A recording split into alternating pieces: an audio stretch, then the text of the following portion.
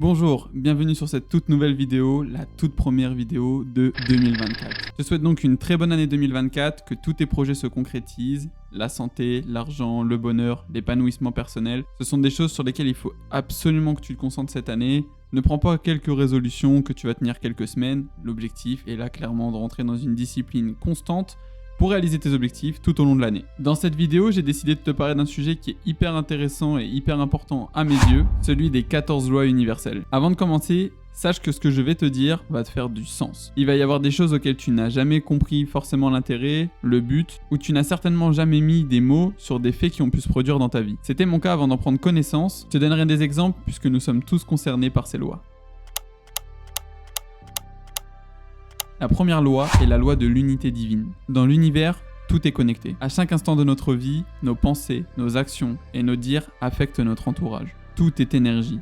Et toute énergie est l'extension d'une source d'énergie principale. Un exemple commun pour illustrer la loi de l'unité divine est les sentiments de connexion que nous ressentons parfois avec le monde qui nous entoure. Cela peut se manifester lorsque nous contemplons un magnifique coucher de soleil par exemple, ou lorsque l'on va observer la beauté de la nature, ou par exemple lorsque nous ressentons un profond sentiment d'empathie envers quelqu'un. Imagine-toi marcher dans un parc, absorbant la tranquillité qui émane de chaque arbre, et tu ressens soudainement une profonde harmonie avec ton environnement. Tu te sens submergé par un sentiment de paix intérieure, réalisant que tu fais partie d'un tout vaste, interconnecté avec ceux qui t'entourent. Ce type d'exemple peut totalement symboliser la loi divine, où nous prenons conscience que malgré nos différences individuelles, nous sommes tous reliés d'une manière ou d'une autre. Cela peut être un moment de compréhension profonde où l'on ressent que tout dans l'univers est interdépendant et que nous faisons partie d'une seule et même réalité. La deuxième loi est la loi de la vibration. Cette loi stipule que toute chose dans l'univers se déplace ou vibre selon un modèle circulaire. Chaque son,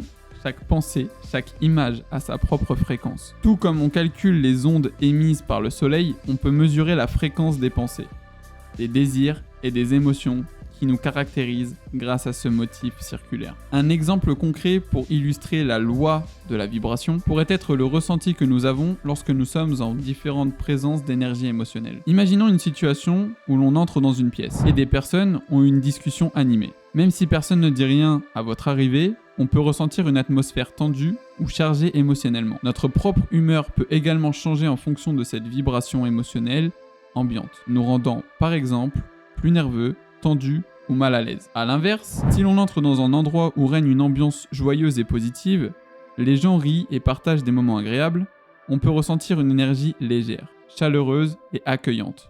Cette vibration émotionnelle peut influencer notre état d'esprit, nous rendant plus détendus, joyeux et positifs. Cette expérience quotidienne reflète la loi de la vibration, où les émotions et les énergies émises par les personnes ou les environnements peuvent impacter directement notre état émotionnel et mental, démontrant ainsi le pouvoir des vibrations dans notre quotidien. La troisième loi est la loi de l'action. Cette loi doit être appliquée pour manifester tout ce que l'on désire sur Terre. C'est ainsi que nous devons agir et nous engager dans des activités qui sont alignées à nos objectifs. Sinon, ces derniers resteront à jamais des rêves ou des fantaisies. La foi ne suffit pas si on ne l'accompagne pas de l'action nécessaire. De plus, toute action engendre un résultat immédiat, qu'il soit positif ou négatif, une leçon ou une nouvelle expérience. Un exemple pour illustrer la loi de l'action est celle de planter des graines et de récolter ce que l'on a planté. Pense à une situation où tu as entrepris une action concrète pour réaliser un objectif spécifique. Peut-être que tu as décidé de commencer à faire de l'exercice régulièrement. Au début, cela a pu te sembler difficile, mais en persistant dans ta démarche, en prenant l'action de t'entraîner régulièrement, tu as commencé à avoir des résultats. Une amélioration de ta condition physique, une meilleure santé et peut-être même un regain d'énergie. Dans ce cas, l'action de faire des exercices t'a amené à des résultats concrets. Il est nécessaire d'entreprendre des actions délibérées et cohérentes dans la direction de ce que l'on souhaite accomplir. C'est comme planter des graines, les arroser, les entretenir pour voir les fruits de ces efforts se manifester. La quatrième loi est la loi des correspondances. Le monde physique et ses lois sont une manifestation du monde spirituel. Ce qui se passe à l'extérieur a d'abord existé à l'intérieur. C'est notamment la raison pour laquelle celui qui maîtrise son esprit peut créer intentionnellement ses expériences physiques. Quelqu'un d'intérieurement négatif, en colère, jaloux ou malheureux, reflète cette négativité autour de lui. Au contraire, quelqu'un rempli de joie, heureux, enthousiaste, contaminera son entourage de cette positivité. Je vais te donner un exemple pour illustrer cette loi de correspondance. Imaginons une journée où on se lève du mauvais pied. On se rend irritable et contrarié. Tout au long de la journée, on remarque que les événements semblent se dérouler de manière conflictuelle ou que l'on retrouve des situations qui alimentent davantage notre frustration. Nous pourrions avoir des interactions tendues avec des personnes, rencontrer des obstacles ou même avoir des ennuis inattendus. A l'inverse, imaginons une journée où l'on est de bonne humeur, on se sent positif et optimiste. Nous remarquons que les événements semblent s'aligner plus favorablement, les interactions avec les autres sont agréables, on rencontre des opportunités intéressantes et les choses semblent se dérouler plus harmonieusement. Nos émotions et notre état intérieur peuvent influencer directement le monde extérieur, créant ainsi une correspondance entre notre état d'esprit et les événements et les personnes que l'on va attirer et rencontrer dans notre vie. La 5e loi est la loi de la cause à effet, connue aussi sous le nom de karma. Cette loi précise que rien n'arrive par hasard. Toute action est accompagnée d'une réaction ou d'une conséquence à un moment donné. De façon immédiate ou quelque temps après, on récolte toujours ce que l'on sème. Un exemple pour illustrer la loi de cause à effet est celui de l'obtention d'une bonne note par exemple à un examen. Imaginons que tu aies consacré beaucoup de temps et d'énergie à étudier pour un examen qui est important. Tu as fait des recherches approfondies, tu as révisé régulièrement et tu t'es préparé au mieux de tes capacités. Lorsque tu passes l'examen, tu obtiens une très bonne note, reflétant ainsi l'effort et le travail que tu as investi dans tes études. Dans cet exemple, l'action de l'étude intensive constitue la cause, tandis que l'obtention de bonnes notes à l'examen en est l'effet. Cela démontre la relation de cause à effet. En prenant des mesures spécifiques et en investissant du temps et de l'énergie dans une activité ou un objectif donné, nous obtenons des résultats ou des conséquences correspondantes. La 6e loi, la loi de la compensation. Pour comprendre ce principe, imaginons la loi de cause à effet, mais appliquée aux bénédictions et à l'abondance qui nous sont données. Le bien que l'on fait autour de soi reviendra sous différentes formes. La compensation est à la hauteur de notre contribution. Donc en faisant plus que ce qui est demandé, on sera forcément et grandement récompensé. Un exemple pour illustrer la loi de la compensation, imaginons que nous ayons travaillé dur et consacré beaucoup de temps à notre travail. Nous avons fait des heures supplémentaires, pris des responsabilités supplémentaires et contribué de manière significative à l'entreprise. Même si au départ, il peut sembler que nos efforts ne sont pas récompensés immédiatement, avec le temps, nous recevons une promotion, une augmentation ou une reconnaissance formelle de notre contribution exceptionnelle. Dans cet exemple, la loi de la compensation s'applique en ce sens que les efforts et le travail supplémentaires fournis sont récompensés par des bénéfices ou des avantages équivalents. Cela peut ne pas se produire immédiatement, mais avec le temps, les actions positives ou les efforts investis finissent toujours par être compensés de manière équitable ou supérieure. La 7e loi est la loi la plus connue, la loi d'attraction. Par la force de tes pensées, tu attireras les choses ou les personnes particulières dans ta vie. Tout ce que tu dis, penses ou ressens attire des énergies, négatives ou positives, à toi de voir. Un exemple concret et commun pour illustrer cette loi d'attraction est celui de penser à quelque chose et qu'il se manifeste dans notre vie. Par exemple, imagine que tu penses à un ami que tu n'as pas vu depuis des années et peu de temps après, recevoir un appel ou un message de cette personne. Cela peut également se produire avec des objets ou des circonstances. Par exemple, tu penses à une chanson que tu n'as pas entendue depuis longtemps, puis soudainement, elle passe à la radio. Ou bien tu désires ardemment une opportunité professionnelle et de manière inattendue, cette opportunité se présente à toi. Ces situations peuvent être interprétées comme une manifestation de la loi d'attraction, où nos pensées et notre énergie influent les événements qui se produisent dans notre vie. Cela peut te sembler une simple coïncidence, mais pour beaucoup, cela représente la manifestation de cette loi universelle. La 8e loi, la loi de la transmutation de l'énergie. Selon cette loi, tu as le pouvoir de passer d'une énergie à une autre énergie à n'importe quel moment. Chaque individu est donc en mesure de changer sa condition de vie. En outre, tes pensées positives font disparaître tes pensées négatives, il suffit de se concentrer sur ce que tu souhaites. En voici un exemple. Imaginons que nous avons vécu une situation difficile qui nous a causé de la colère ou de la frustration. Plutôt que de laisser cette émotion négative prendre le dessus, nous choisissons de transmuter cette énergie en quelque chose de productif. Peut-être que nous canalisons cette colère dans un entraînement sportif intense, dans la création artistique ou même dans l'écriture pour exprimer nos sentiments. En transformant cette énergie émotionnelle négative en une activité positive ou constructive, nous avons appliqué la loi de la transmutation de l'énergie. Plutôt que de laisser cette émotion négative nous peser, nous l'avons canalisée pour créer quelque chose de bénéfique pour nous-mêmes ou pour les autres. Cela démontre le pouvoir de transformer une énergie initialement négative en quelque chose de positif et constructif. La 9e loi est la loi de la gestation. Autrement appelée la loi du timing divin, ce principe énonce que la réalisation de toute chose nécessite du temps. Il faut attendre avant qu'une plante devienne un arbre, il faut une période de gestation avant qu'un enfant vienne au monde. De même, chacune de nos pensées, mots, émotions et actions est une graine. Une fois bien nourrie de nos attentions et de nos actions, cette graine germera sous forme de situations et de circonstances de vie. Sois activement patient. Un exemple, forcément pour illustrer cette loi, est celle d'une graine pour devenir une plante. Imaginons que nous ayons planté une graine dans un pot. Pendant un certain temps, il ne se passe rien de visible à la surface. Cependant, sous la surface, la graine absorbe l'eau, les éléments nutritifs du sol et la lumière du soleil.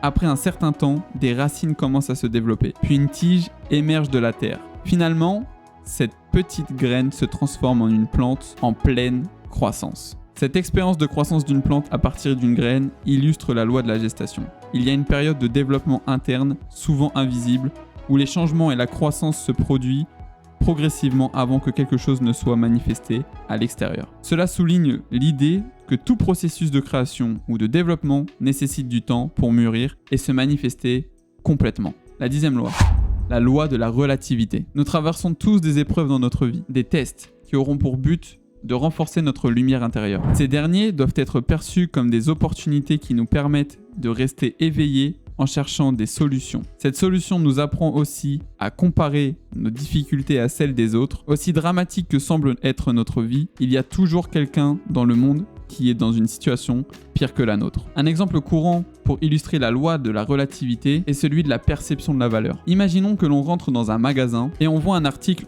en vente à un prix relativement élevé. Nous pourrions penser que c'est cher car nous comparons le prix à ce que nous avons l'habitude de dépenser pour des articles similaires. Cependant, si nous découvrons par la suite que cet article est en fait soldé à moitié prix par rapport à son prix initial, notre perception de sa valeur change.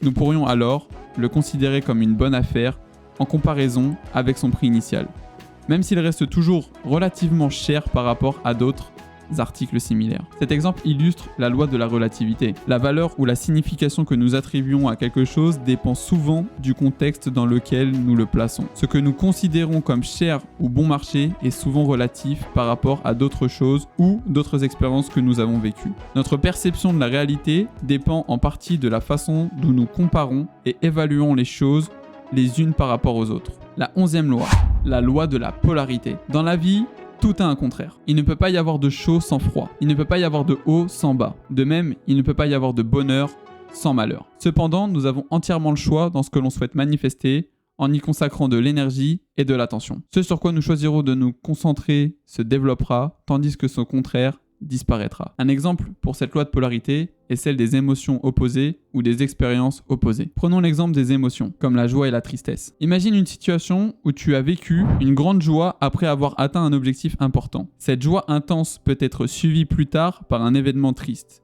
comme une déception ou une perte. Ces émotions opposées coexistent souvent dans nos vies. La joie et la tristesse, le bien et le mal, la lumière et l'obscurité. Cette expérience de vivre des émotions opposées dans des circonstances différentes met en évidence la loi de la polarité. Selon cette loi, chaque aspect a son contraire ou sa polarité opposée, et ces opposés sont souvent interdépendants et complémentaires. Parfois, l'expérience dans une émotion intense est suivie par son opposé, et ces expériences opposées peuvent être nécessaires pour mieux comprendre et apprécier l'autre. La 12e loi est la loi du rythme. Tout bouge à un certain rythme et il suffit d'observer la nature pour comprendre. Dans ce champ rythmique spectaculaire, la Terre tourne sur elle-même et autour du Soleil. Les marées des océans ont un temps pour être hautes et un autre temps pour être basses. Aussi, des rythmes établissent les saisons ou encore les étapes du développement des êtres vivants. La vie est une alternance de haut et de bas, alors nous ne devons pas être frustrés lorsque nous traversions une période basse. Prenons l'exemple des saisons de l'année. Chaque année, nous observons le cycle invariable des saisons. Le printemps, l'été, l'automne et l'hiver.